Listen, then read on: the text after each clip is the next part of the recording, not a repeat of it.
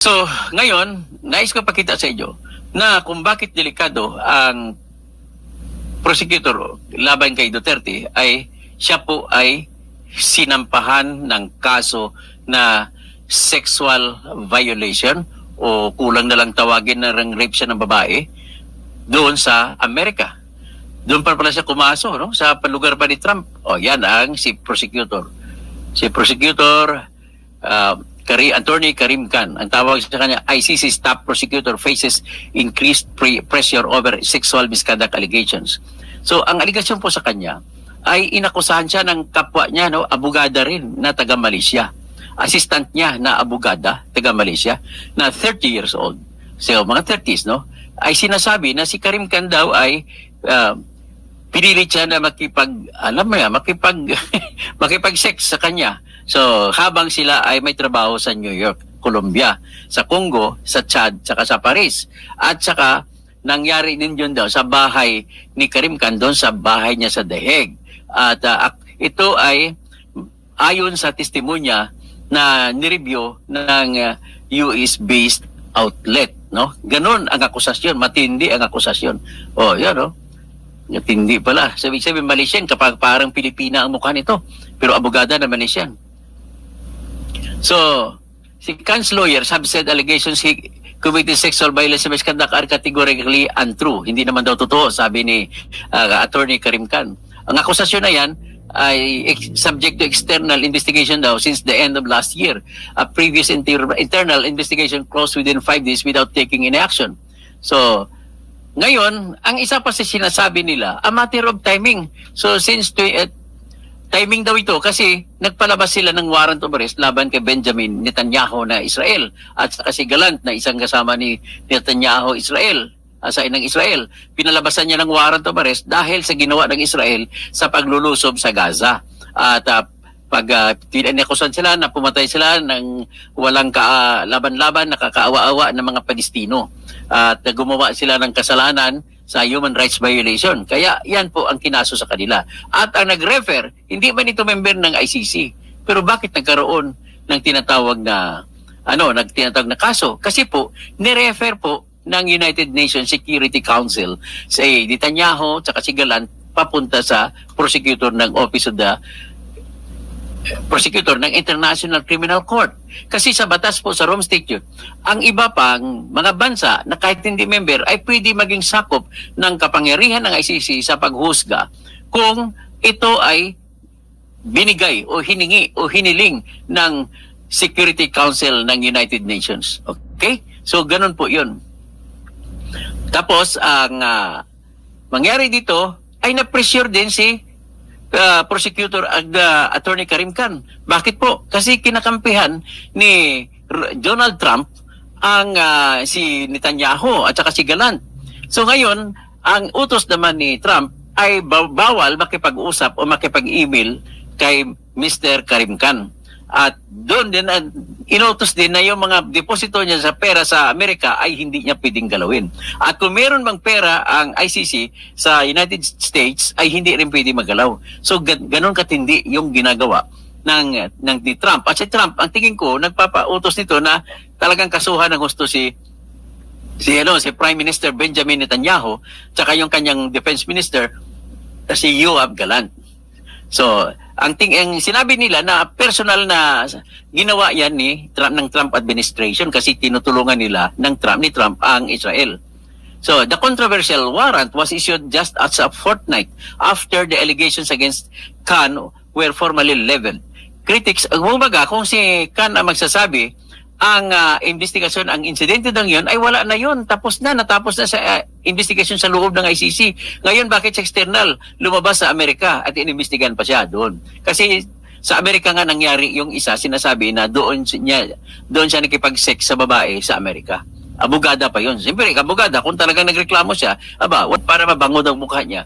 Kasi meron siyang nadadamage ang reputasyon ni Khan sa akusasyon siya, nakipag-sex siya sa abogada na assistant niya sa International Criminal Court. So, ganun po ang istorya dito. So, anong epekto niyan sa kaso ni Duterte?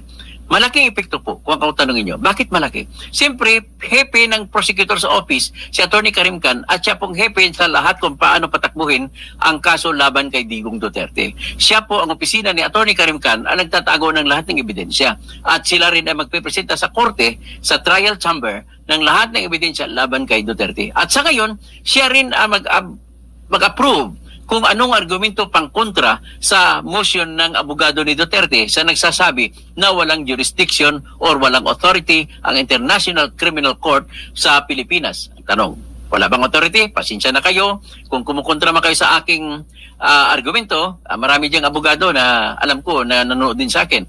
Kasama siya, Atty. Rene Bueno, no? Ay idol ko din, taga Zamboanga yan. Mga taga Zamboanga, Buenas Dias sa si Attorney Abayon din, Niel Abayon. Magaling din yan, napakinggan ko siya. Si Attorney Libayan, magaling din. Buti na lang, hindi sumasali si Attorney Claire, no? Pero busy siya sa Malacanang eh. Sino pang iba? Napakinggan ko rin si Attorney Christine Conte. Ang argumento nila kontra sa akin. Napakinggan ko rin si Attorney Joel Botoyan. Ang argumento niya, pareha lang sila ni Attorney Conte. Pati si Attorney Gabriel Andres, pareha lang silang tatlo ng ang argumento. Tapos sa gitna naman si ex-Justice Antonio Carpio at saka si ex-Justice Adolfo Ascuna. Ang sabi naman ni Adolfo Ascuna at saka ni ex-Justice Antonio Carpio, may jurisdiction ng ICC sakasakali. Kung may condition sila, sakasakali na yung aksyon ng Office of the Prosecutor ng ICC sa pagpalabas ng official na announcement na gagawin ng preliminary examination sa kaso sa Pilipinas ay makonsidera na isa sa mga matters under consideration by the court. Ang puntos nila, kung ikonsidera na court din ang prosecutor, then may jurisdiction ang ICC. Otherwise, walang jurisdiction ng ICC. Ito naman, with due respect sa inyong mga luminaries, kay Atty. Joey Montemayor, marami pang iba. Ganito po yun, wala pong jurisdiction ang ICC sa lahat ng kaso sa Pilipinas. Kasi po, ito po ang dahilan. Jurisdiction, ilang klase ang jurisdiction? Jurisdiction sa krimen. Pag jurisdiction sa krimen ang pag-usapan po, may jurisdiction po ang ICC. Sa katotohanan na nangyari po ang krimen na sinasabi sa panahon na kasapi pa ang Pilipinas ng ICC mula noong November 1, 2011 at hanggang March 16, 2019. So paglabas diyan, pag March 17, 2019 ay hindi na siya member. So bawal na mag-exercise. Bawal na niya sa tatanong, "Oy, bakit? Mag-action ka na ba?" Bawal na umaksyon. Wala na siyang authority to act. Wala na siyang jurisdiction to act. Yan ang ibig sabihin yan. Bakit? Kasi nakalagay po sa Article 12, Paragraph 2, na nagsasabi kung sa Tagalog, na pwede lamang makapagbigay ng authority to investigate ang ICC pretrial chamber kung klaro yan kung kasapi pa ng Rome Statute ang bansa kung saan ang krimen na nangyari. Clear. Very clear. So hindi na natin kailangan mag-usap pa doon sa tinatawag na Article 1 to 7, Paragraph 2, na nagsasabi, isa sa sinasabi niya, kung any matter ay under consideration ng court, ay may jurisdiction ng ICC. But then, unang tanong, pwede ba masabi na yung preliminary examination na ginawa lamang ng the Office of the Prosecutor, hindi court? Pwede ba makonsidera na gawa ng court? Ang sagot ko dyan, hindi. Pangalawa, kasi hindi naman, independent naman po ang Office of the Prosecutor, independent siya sa judge, independent ang mga judge, hindi, ibig sabihin, independent ang President, independent din ang register, ibig sabihin, clerk of court. Ang aksyon ng judge ay hindi mo pwede matali ang prosecutor. Ang aksyon naman ng prosecutor, hindi mo pwede sabihin, itatali mo kung anong aksyon mo, may obligasyon din na susunod sa iyo yung korte. Ang korte dyan ay tatlong uri.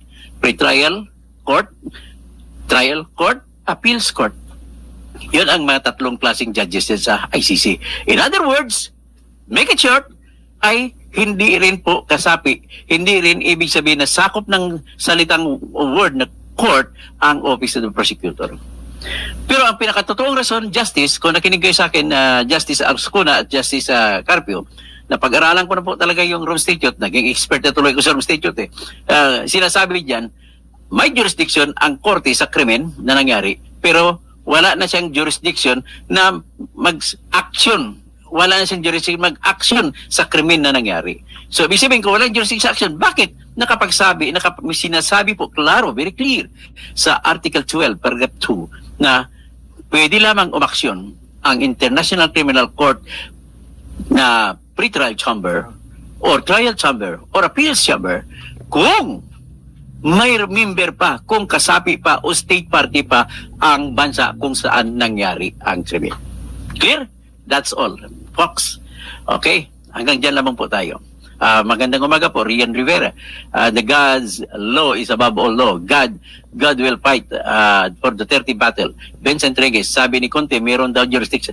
Yan nga sinasabi ko, si Conte, may jurisdiction. Ang kanyang argumento po, dahil ang preliminary examination na action lamang ng Office of the Prosecutor ay naganap daw noong 2018. So, against that, I am arguing against her. And I'm sorry, Attorney Conte, that you are wrong.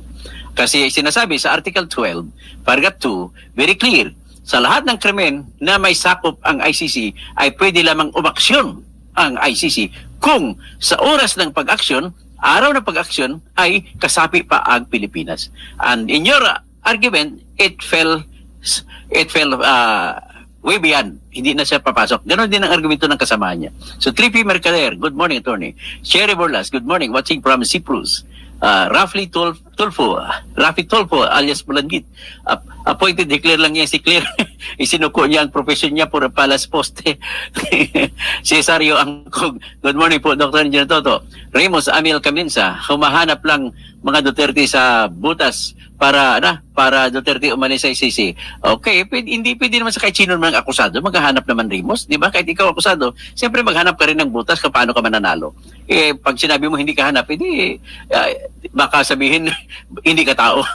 Okay? Pero gano'n lamang po aking masasabi dito. I still stand strong on the argument that the ICC no longer has jurisdiction or authority to hear and decide on the cases being charged against Duterte because of the fact that at the time when the ICC acted on the case, it was already such time that the ICC has no more authority over the Philippines by simple reason that Philippines was no longer a member of the Rome Statute. Clear? Ganoon na po yun. Magandang umaga po sa lahat.